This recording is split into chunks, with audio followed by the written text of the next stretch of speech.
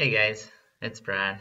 I'm back trying to squeeze in a few more games. Actually, I have a full week before I start my job, so I thought maybe if I can play a few games, build up a bit of a reserve, and then I can kind of release them as the time goes by, and hopefully when I have breaks in between work, I'll be able to make some more videos.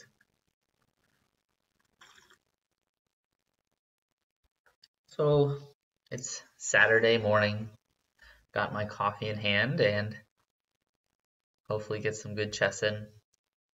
How's your guys' Saturday going? Any plans for the weekend? As for me, I don't have really any plans for today. Tomorrow I have a soccer match coming up, and it's been a while since I've played some soccer, so I'm sure my fitness is in the basement levels right now, but it should be some fun. All right, looks like we have an opponent. This is Abi 1982. It says okay, they're in there. So let's go ahead with d4 and see what they play in response to that. So what about you guys in terms of chess? What do you guys like to play? What openings, what defenses? What are you studying right now? I'd love to hear some feedback from you guys. Alright, so I think this is the Budapest Gambit, and typically I don't see them play this bishop c5 move so early, which makes me think that they're going to try and hammer down some pressure on this square.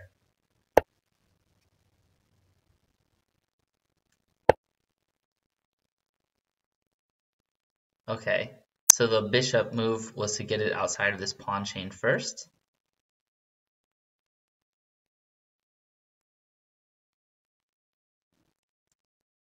And let's play bishop to g5 before I do anything. And the idea is maybe to disrupt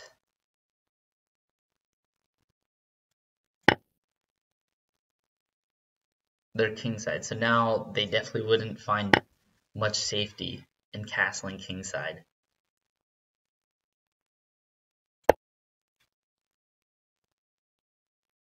So here if they castle, they will have this kind of glaring weakness along the a2, g8 diagonal.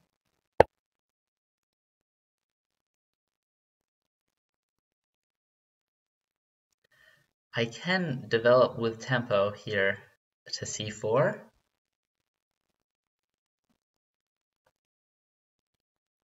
And I think that's going to be fine because let's say that I play bishop c4 check. If they were to do a pawn push, let's get rid of it. If they were to pawn push to stop that, I could simply capture bishop takes f6, and then however they respond next, either pawn or queen, I could then capture that pawn. So I don't think that they can do this pawn push in response to that.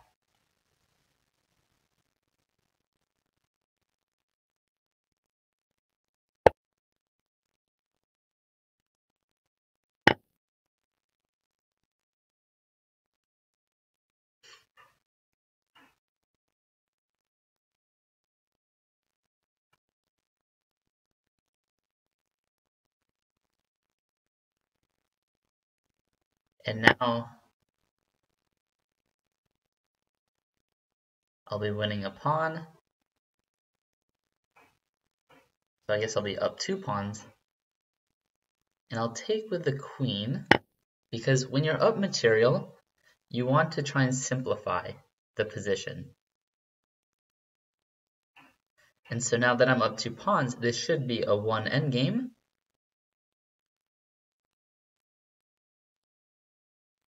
So if they want to exchange queens, that's great for me. And they're obliged to exchange queens.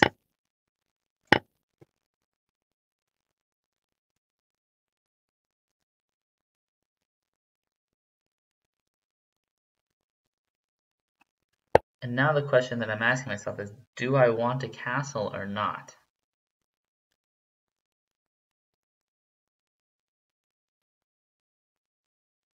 So I think one of their next moves might be playing c6, although I don't think that's a great move because it takes away the natural square for the knight to move to. They do have the bishop pair. That shouldn't be enough compensation. So I think I'm gonna just castle.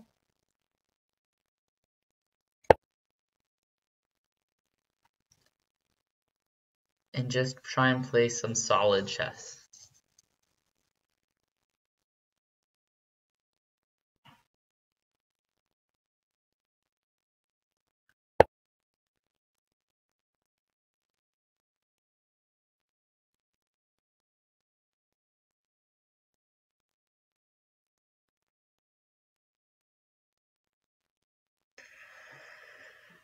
Okay.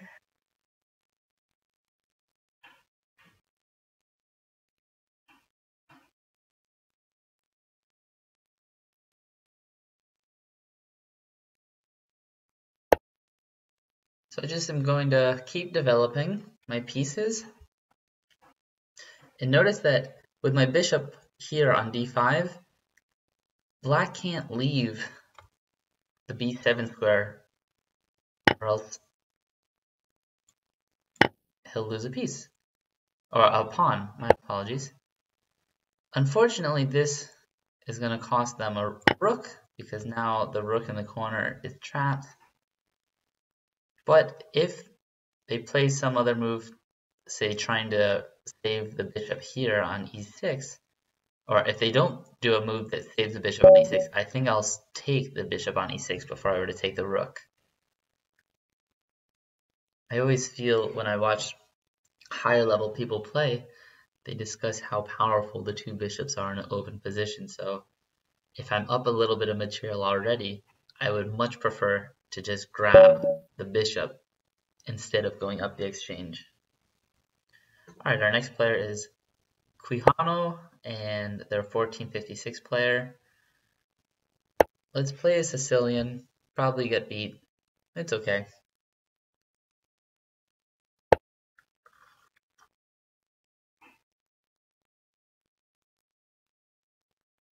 Okay.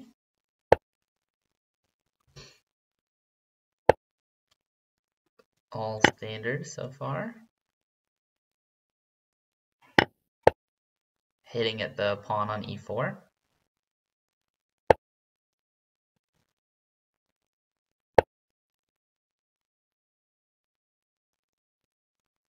Let's see how things go. You know, I don't play the Sicilian often, but one thing I'm interested in definitely learning more about are these hedgehog type positions. And I think like a hedgehog can be achieved if you were to play like b6 and get the pawn here to e6. Bring this bishop here to e7, this bishop to b7, and then the knight here to d7.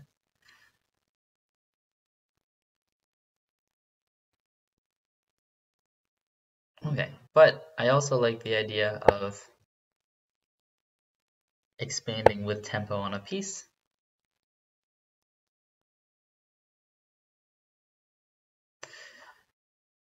And I wonder if now I can push this pawn here and win that pawn.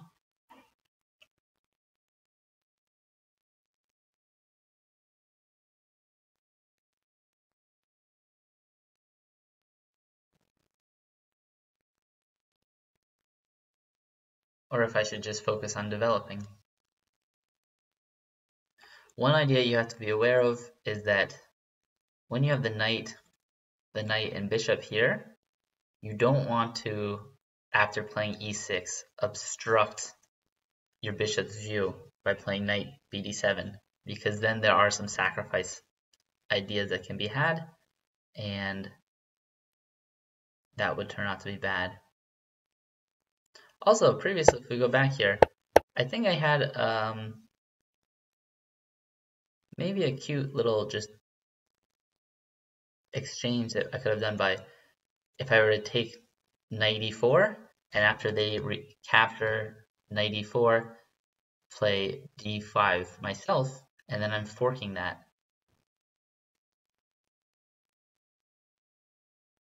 And I think that's just kind of like a fancy exchange of a pawn and a piece.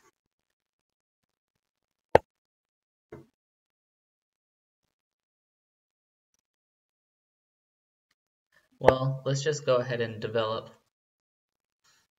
get the bishop out. So I think I want to just get my bishop out here to e7 and castle. And then maybe I'll think about playing that idea if it's still available.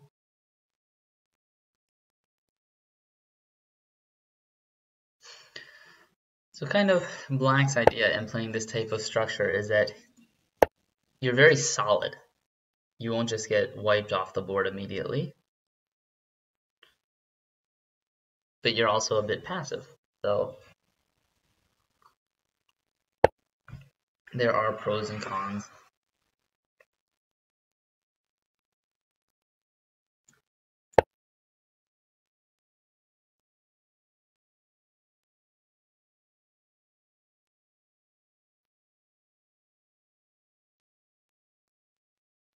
And here we can see again that if I were to say obstruct this the bishop from seeing that square, so knight bd7 obstructing the bishop from seeing e6, you can imagine there's this idea of a bishop taking on e6, pawn takes e6, knight takes e6, and now with the knight on e6, my rook and queen would be forked.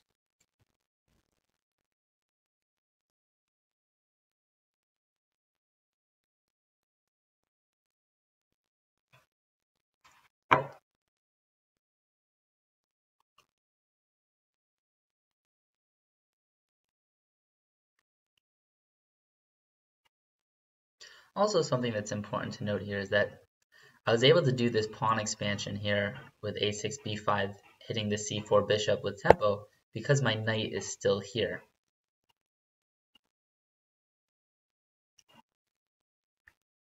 So the idea behind playing queen f3 is they want to be able to play, after my next move, they would like to play e4 and then have a discovered on my rook and also be hitting Ed. My knight as well. And so kind of to circumvent that, I think the idea is to play queen c7 and then let them get this pawn push in. But once they play the pawn push, you do the in-between move of bishop b7.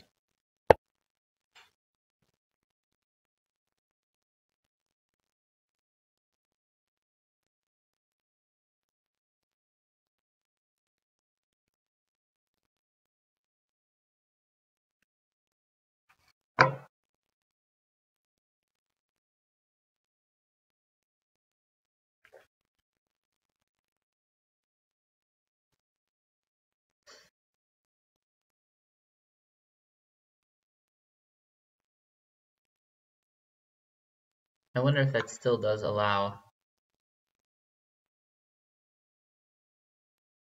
that knight trick to happen there.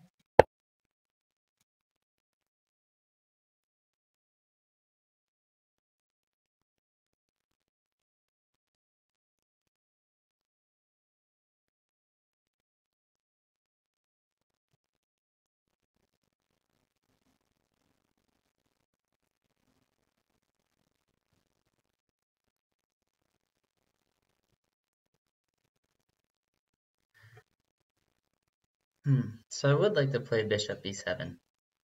If I play bishop b7,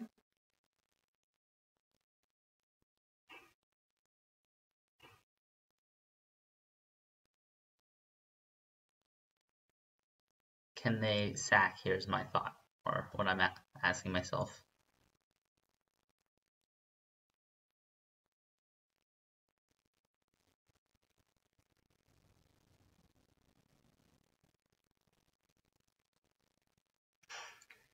Maybe they can.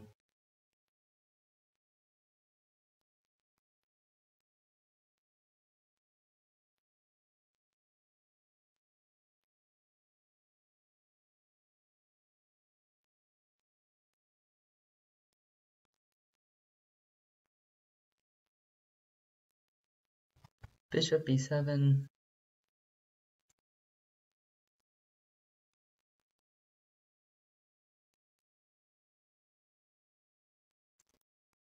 It does feel a little uncomfortable.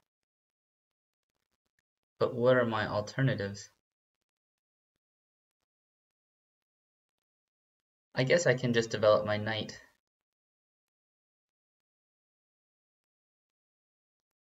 No. Because then that one idea will just creep right back in.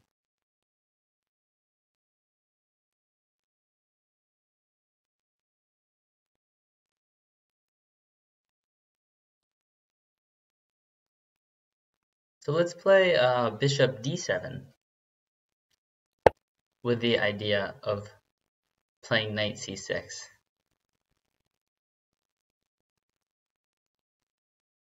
And that way,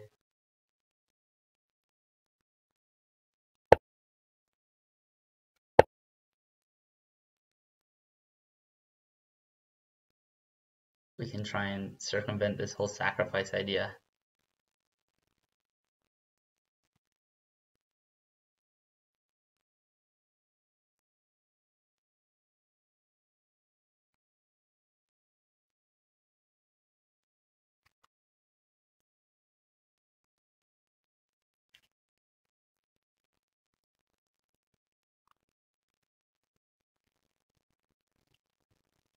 They might just support the knight with a move like c3, which if I were to then try and capture c3, so if they play c3, knight captures e4, pawn captures d4, my apologies, and then their rook is looking at my queen.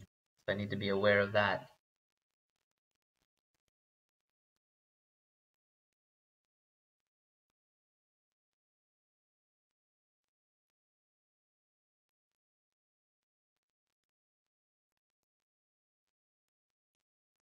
Alright, this might lose them a pawn. I'm thinking knight e5, hitting at their queen here. Then I'm also going to be attacking the pawn here once more. They might be able to defend it with queen there.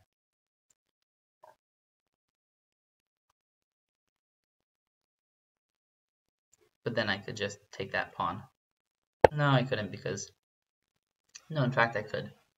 Because if I take this pawn here, I'm hitting at their queen and their bishop.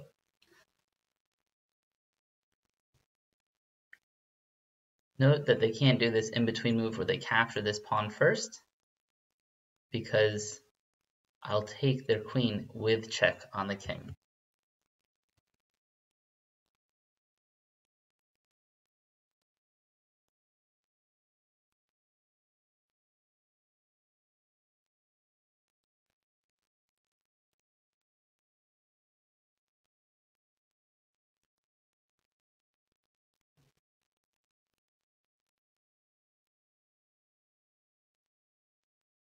And so far it's been a very interesting game.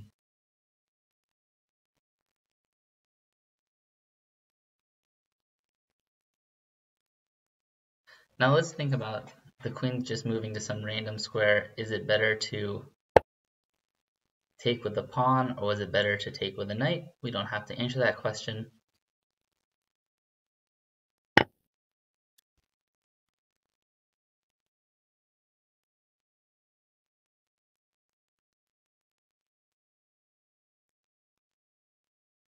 Alright, so the queen is running a little low on squares. I do foresee that I'm going to have to deal with perhaps a discovered on my queen. So the queen moves back, I capture the pawn. I mean the bishop. Maybe I should actually capture it this way, so I'll be hitting at their rook, but that might be rather uncomfortable after this f4 gets played.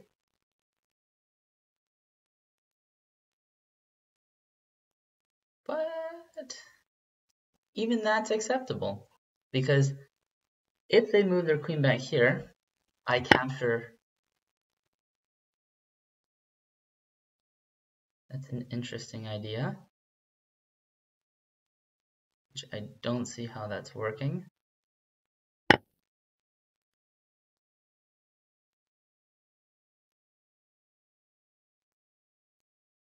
But they eventually went for this sacrifice on e6 like I was talking about. That's hilarious.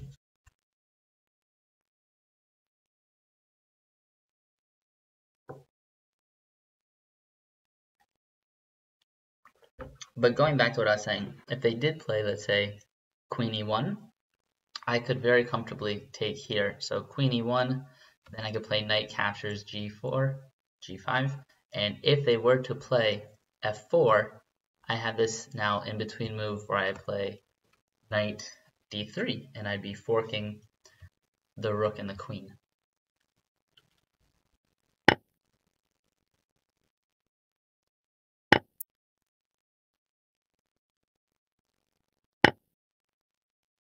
So this rook's hitting at me, and also these guys are under fire as well.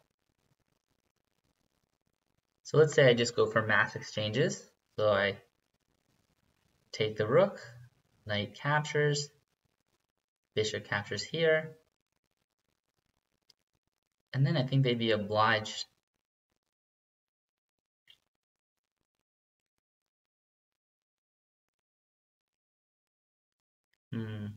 No, because if I take the rook here, they have the in-between move of taking here, and that wouldn't be so great for me.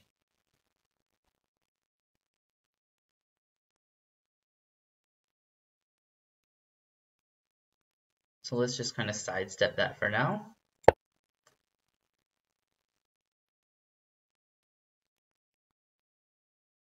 And then we're just going to try and trade down and simplify.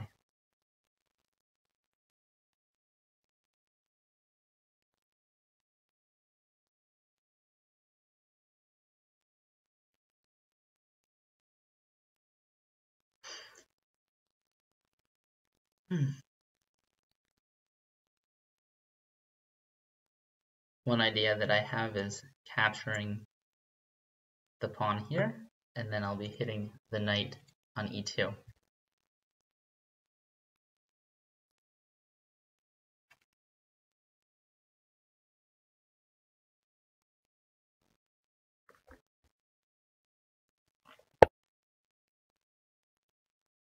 Interesting, interesting.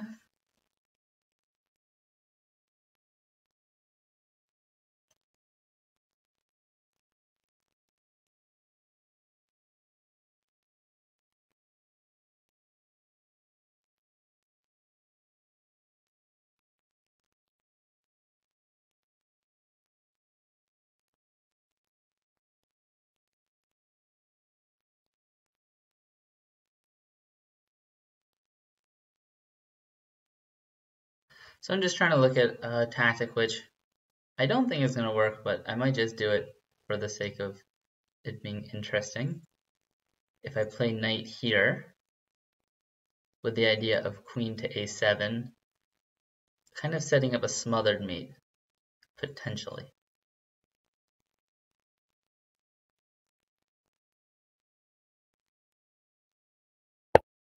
So let's go ahead and try that.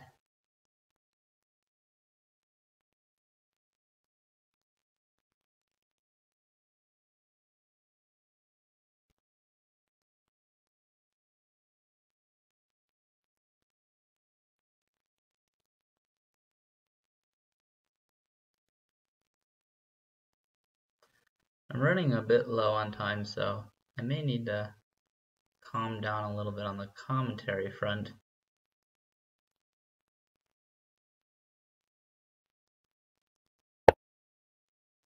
Oh, he sees it. Okay, so let's take here.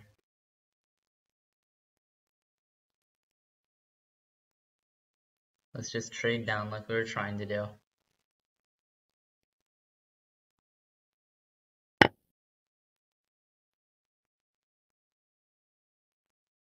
And take here next.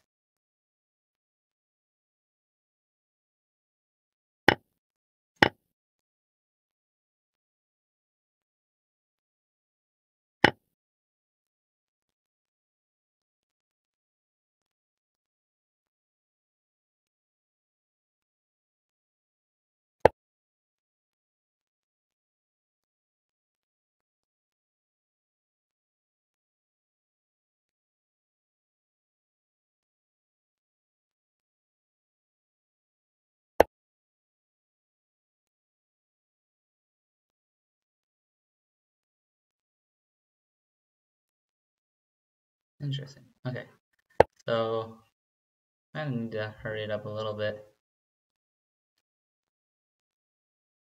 I think that's their only move right now, but then that runs into a fork.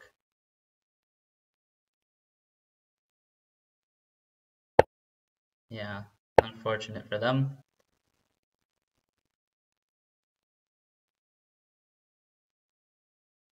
I guess they have that move, which is unfortunate for me.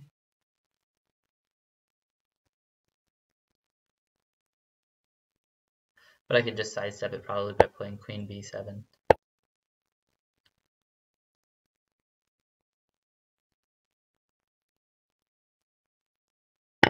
Queen b6. Okay, so let's see if we can't get a smothered mate here, because that would be pretty cool, right?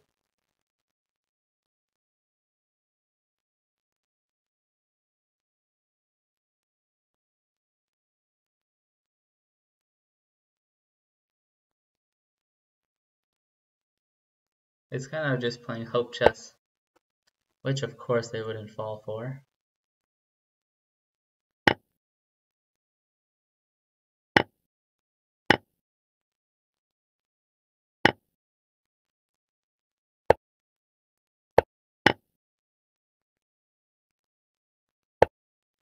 Alright, so let's play quick now.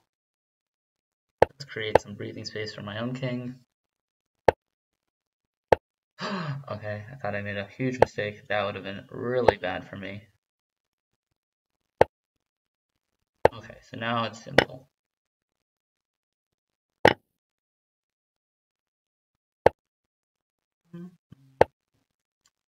Just trying to do a roller. Alright, get that in. Yeah, they are down on time and position. Alright guys, thanks for watching. I hope you enjoyed this as usual. Please give me some feedback. Let me know what you're studying, what you're working on, where you feel you need improvement in your game. Have a great day. Bye.